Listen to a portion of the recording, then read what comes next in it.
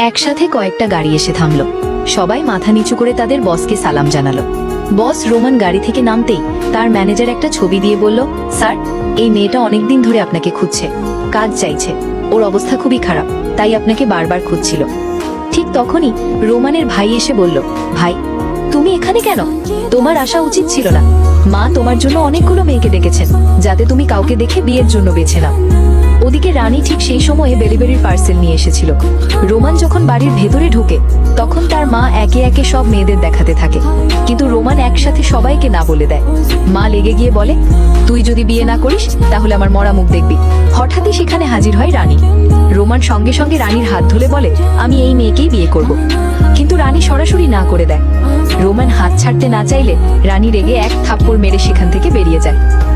তারপর রানী কলেজের ক্যান্টিনে লাঞ্চ করছিল। তখন কলেজের প্রিন্সিপাল এসে বলে, আজ থেকে তুমি এই কলেজের প্রিন্সিপাল, বলেই রানীকে স্যালুট করে। ঠিক সেই সময় রোমান তার দেহরক্ষীদের নিয়ে হাজির হয়। রানীকে ধরে বলে, আমি শুধু তোমাকেই বিয়ে করব। সে অনেক গয়না দেখায়, কিন্তু রানী গয়না দেখে সোজাসুজি না করে দেয়। রানী বলে, তুমি এখান থেকে না গেলে আমি পুলিশ ডাকবো। রোমান জেদ করে বলে, আমি শুধু তোমাকেই ভালোবাসি আর তোমাকেই বিয়ে করব। তারপর রানীকে কোলে তুলে নিয়ে চলে যায়। বন্ধুরা, যদি আপনি আরো এরকম রোম্যান্টিক